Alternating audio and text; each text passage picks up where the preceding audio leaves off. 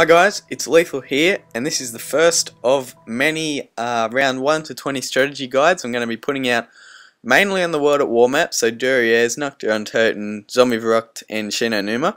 But I'm probably going to be doing the other maps after I finish these.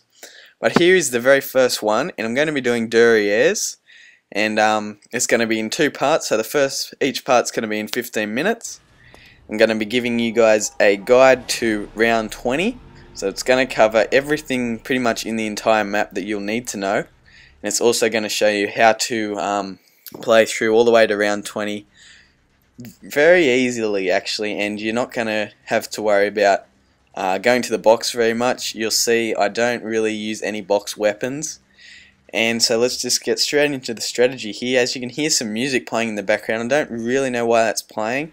I'm not sure if that happened in the original Black Ops World at War maps, or it might just be a new thing for the Resurrection map pack. But you can hear some music in the background, and that's not the hidden song or anything, that was just automatically playing. But anyway, so straight into the strategy. For the first round, I always knife them first. I don't worry about putting any bullets into them because I want to stay in this area as long as I can. So the best thing to do is kill them as quickly as possible. Then as the rounds go on, you want to start shooting them, as it's going to make it a little bit easier to kill them when there's a large group of them.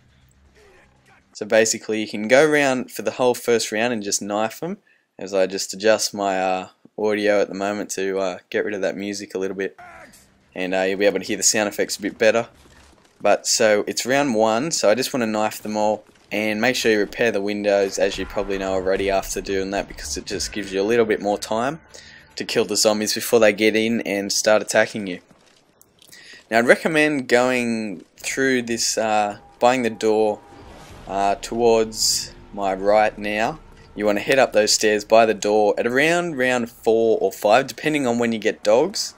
And if you get a max ammo, you might be able to go a little bit later, or if you feel comfortable and buy like a Gua, I think that's what it's called, and the Kar98, you could also buy those and stay in this room a little bit longer.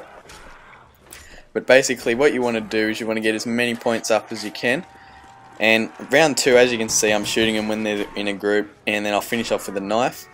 By round 2 it's always 2 knives, same as all the other maps. And basically just shoot them like 3 or 4 times and then finish off with a knife. And so basically I play on sensitivity 7. I reckon that's the best sensitivity for zombies. It just gives you enough time to sort of check, like spin around and check behind you, which you need to do a lot in zombies, and you won't sort of lose your accuracy like if you have it on 10 or whatever. It just gets a little bit hard to aim. The only time I'd recommend having sensitivity 10 is if you're doing some sniping and quick scoping and all that, as it just makes it a little bit easier, and it does take a while to get used to, even on 7. But that's the ideal sensitivity, I'd say, for zombies. So if you're not doing too good, try just bumping it up to 7 and you probably see a little bit of improvement. So as you can see now, I'm chucking a few grenades. It's round 3, so I empty a whole clip usually, and you can always finish off with a knife or 2 knives. And you want to throw as many grenades as you can if possible. So if you throw them all at one window, that's probably the best way to go, because then you only have to watch 3 after that. And so basically you just want to limit the areas where the zombies are going to come and attack you from. And as you see now, I get a little bit cornered, but I just relax and I just run around like that. And you can always get out of those situations as long as you take your time and relaxed about it. But we'll head through in a second once I've finished killing off these guys, because I haven't got a max ammo yet. We might get one soon, I can't really remember. But so I'm just shooting them in a group, lining them up so I get 20 points from each shot, and that's the great way to maximise your points. As you can hear, the music's still playing. I don't know how long that goes on for actually, but usually you'll pick up a max ammo instead of an insta-kill here, usually at the end of round 2 or round 3, especially in Shangri-La.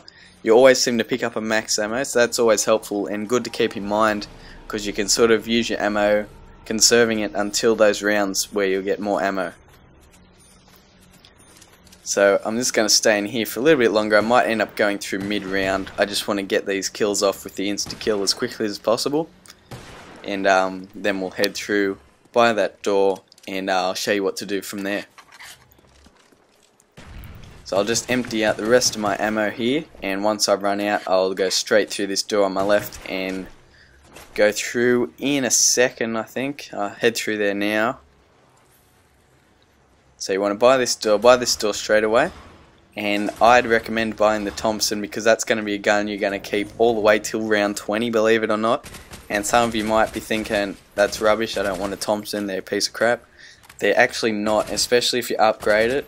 That's definitely a really good weapon to have. It's going to get your points up. It only costs a few hundred to buy ammo, and once it's upgraded it does get a little bit more expensive at 4,500 points, but you shouldn't have to buy it too often because remember, dogs on this map are every 5 rounds. So if you use your ammo conservatively, you will not have any problems at all. And remember, this map also has traps, so if you're running low on ammo you can just run a train around the map like I'll show you in the next few parts of the video, and you'll be able to see how to use the traps, and you can basically do the levels without having to use any ammo whatsoever, just purely relying on the traps, which is great. But so it's round 5 now, the dogs. This is the area to go when the dogs come because they will only spawn in from in front of you, so you don't have to watch your back and worry about being hit twice and get down from behind. So just go to this area, shoot them all. Some will jump down from the top, some will run in, and that's pretty much easy. It's pretty much, I think there's about 6 or 8 dogs in solo. It's really easy, and as long as you sort of figure out where you're going, make sure you check behind you, you should be sweet, and you'll never really get down by the dogs. But so now it's round 6. I'm just going to stay in this area because it's a good way to get your points up, and eventually we'll head through there, activate the power, and I'll talk to you about what to do from there. So your grenades are also an important thing. They seem a bit underrated if you ask me, because when you're they're really good help. People don't seem to use them too often. They just throw them at a couple zombies. But if you sort of time your grenades and learn to use them properly, it definitely helps you out, and it'll making the rounds a lot easier than usual. But you just want to be careful here, as that dude snuck up from behind me because I wasn't watching one of those windows. So you want to be alert, and when they sneak up from behind you, make sure you want to be able to get out of there. And so by round 6 it's going to be getting quite difficult, and you only do have the Thompson, so you don't want to stay out in this area too long. Just as long as you feel comfortable in here. As soon as it starts to get a bit crazy, that's when you want to buy straight through and head to the power. As you'll see, it gets pretty intense in a few rounds that I'm staying in here, and eventually there's too many zombies, so I just buy through. But it's important to line the zombies up because you'll be able to kill them a lot quicker, and it's going to get you more points, and it's going to conserve your ammo, so it's a win-win situation there. And just buy some more ammo because it only costs a few hundred points, and it's worth it. You're not really wasting anything. So it's now round 7. They're going to start sprinting now, and you definitely want to watch out and keep your back covered. So you want to make sure those 2 windows in the other area are covered, and you want to, I'll show you them now. There's this window here that you want to watch, and there's another window in the back down here, and you want to make sure there's no zombies at those windows, and if they do get in, you make sure you kill them straight away, otherwise you'll find yourself getting swarmed and you won't be able to get an exit out of there. But like then, my grenades are really helpful because I can just make some crawls and kill them off. And here it does get a bit crazy. As you can see, I sort of have a bit of trouble here. I have to run a bit of a train around because I want to pick up that max ammo and that double points. And I missed the reload there, so I run back around this way. You want to just take your time and look for gaps in the zombies, and I just run around, pick them up now, and get some nice double points off these zombies. And you just want to make sure there's no crawlers around, and when you get double points like this, if there's no sprinting zombies, you always want to empty your M1911 ammo like I'm doing now, and that's a great way to get points. And because that'll take a few clips to kill them, you're going to be getting 20 points a shot, which is quite a lot, and you'll see your points going up fairly quickly, especially if they're in a group. So that's like 40 points if they're lined up in 2s a shot, which is really great. But I think I head through in the middle of this round, or I might head through right now, and go straight through here, jump off here and activate the power, and we'll just turn that on and just stay in this area. this is the main area you want to stay in. You can stay in here for a very long time, and if you don't know, when you crouch down at that machine, you'll get 25 points, so you'll get like it'll go up to 25 instead of just 10s. And I recommend buying Speed Cola as soon as you can afford it. Same with Juggernog and these Betties here. As you can see, then it was a little bit risky. I was fairly lucky I got the knife kill there. You want to sort of time when you get Juggernog a bit better than I did, and you'll be able to pick that up fairly easily. And I just chuck some grenades down here, and this is the area you want to stay in. And because you have Speed Cola, it's going to make it a lot easier, and you're going to be able to stay in here for at least a good 5 extra rounds compared to if you didn't have Speed Cola. And so you just want to stay in this area and wait as long as you can before buying that door behind you, because that sort of does make the map harder to run. If you can kill these zombies here, it does make it a lot easier. Now if you're not too experienced with running trains in this area sort of thing, as you can see I'm doing now, you can always hit the box and go for like a ray gun possibly would help, and other weapons like that. But I really wouldn't recommend going in the box, because you'll find yourself wasting a lot of money, especially the people who just run straight to the box.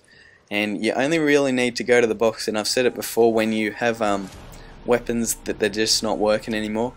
So as you can see, my Thompson's working fine, and so I don't head to the box till it starts being pretty bad, and then I actually upgrade it instead of swapping it out for a different gun.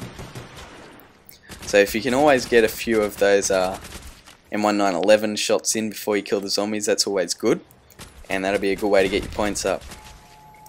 Now insta-kill is always great, so you want to pick that up as soon as you can. Swap out to your Colt, because you can knife faster than any other gun, and just get to work on knifing these zombies, which will get you tons of points. As you can see, I'm at like 13,000 already. It's only round 9. And that's because I haven't wasted any money on the box, and I've already got 2 perks out of the 4, so I'm pretty good for the money department. And later on in this strategy guide, I'll open up the doors, activate the pack-a-punch machine, and upgrade then, and I'll still have plenty of money to spare for when I get downed. If I need to buy my perks again, I'll have money spare, because the worst thing to do is spend all your money at the box or pack-a-punch it and then get down straight after it and not having enough money to buy Juggernog. That is probably the worst situation you can put yourself in, and you're just going to find it very difficult, and you'll most likely get downed. But so now it's the dog rounds. They come every 5 rounds, so you can pretty much calculate it. You sometimes will be 1 off or 2 off, but you just want to make sure you conserve your ammo. And if you stay in this area here, as long as you have Juggernog, you can open that back door and still be fine. You just activate a trap, and you can just wait for these trap on the wall there. You can just turn that on if you're out of ammo, and that'll just kill all the dogs. And if you open the door behind you when they spawn in, if you have Juggernog, you can actually run through the trap. So you can pretty much just run the dogs through there, so they shouldn't be a problem at all. Also, another option is to buy the Bowie knife. That's sort of optional. That'll give these dogs, that'll kill them in 2 knives, I think. And that's also a good way. If you're running short on ammo, that's another good way. But you can always remember that you'll get a max ammo after the dogs, so you can just waste all your ammo. But as this strategy is coming towards an end, anything that wasn't covered in here will be covered in part 2. And as we just finish round 11 right now, I think I pick up a nuke halfway through this round. But it's good I have Betties equipped, because if I miss the reload or run out of ammo, I can just run the zombies over those Betties, and I'll be pretty much sweet. So you just want to make sure you aim down the sights and aim for headshots, because it does get quite difficult. And here I pick up the nuke, which will end the round fairly quickly. And just kind of dangerously I run through those grenades. You probably don't want to throw them like I did just then, but that's the end of round 11, so stay tuned for part 2, which will be up either tomorrow or the next day. Make sure you subscribe so you don't miss out, so hit that button at the top of the screen there. In part 2 I'll be covering all the rounds from 11 to 20, and that's going to cover the main things in this map: how to run trains, how to pack a punch, when you should go to the box, buying all the perks. And that's it for now, so thank you guys for watching. Hit the like button if you enjoyed. and there'll be a link to the Respawn Army, this video posted there, so it'd be really great if you guys could bump it up there. But thank you for watching and have a great day.